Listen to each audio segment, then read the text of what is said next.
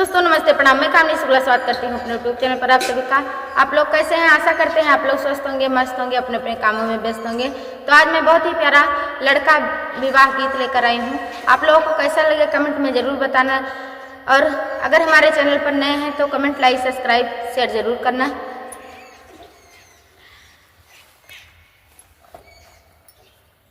पातरे घोड़वा पतरैया सवरवा बंध सतरंगिया कई पागर, वही ससुररिया कैसा कल गलिया अरझै छयलवा कई पागर, वही ससुररिया कैसा कल गलिया अरझै छयलवा कई पागर।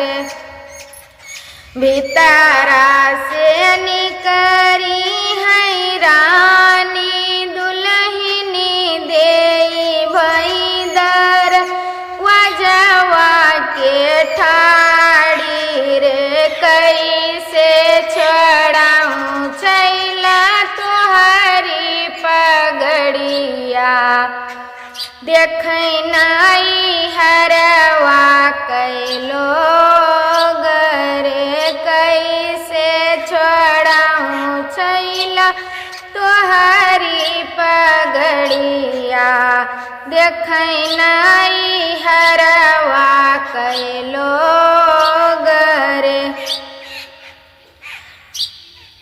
काऊ करी है रनिया भैया भतीजवा, काऊ नाई हरवा कैलो गर, गाठी जुअरी धन चौके जो बैठब, लई जाबै डोलिया फंदाई रे, गाठे जुअरी धन चौके जो बैठब, लई जाबै डोलिया फंदाई रे।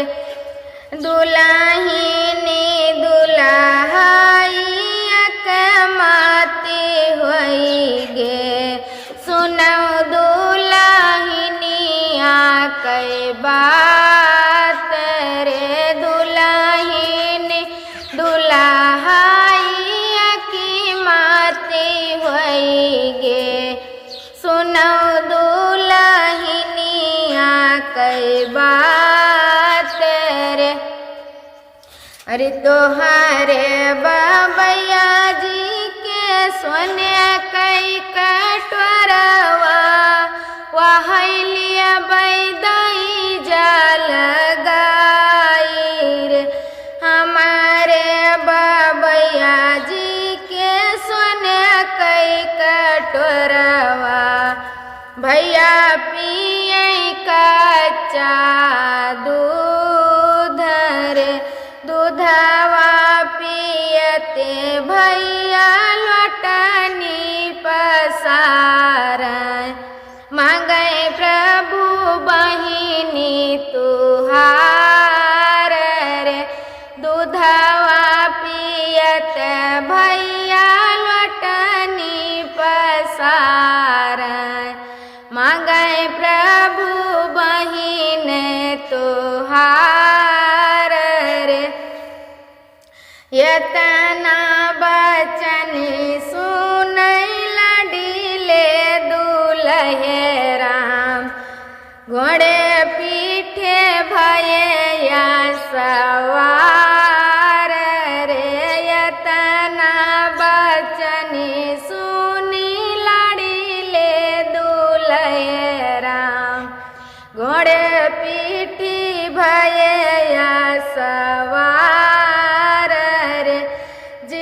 जे करे बहिनिया का हम चढ़ी बियाहन, वही मांगई बहिन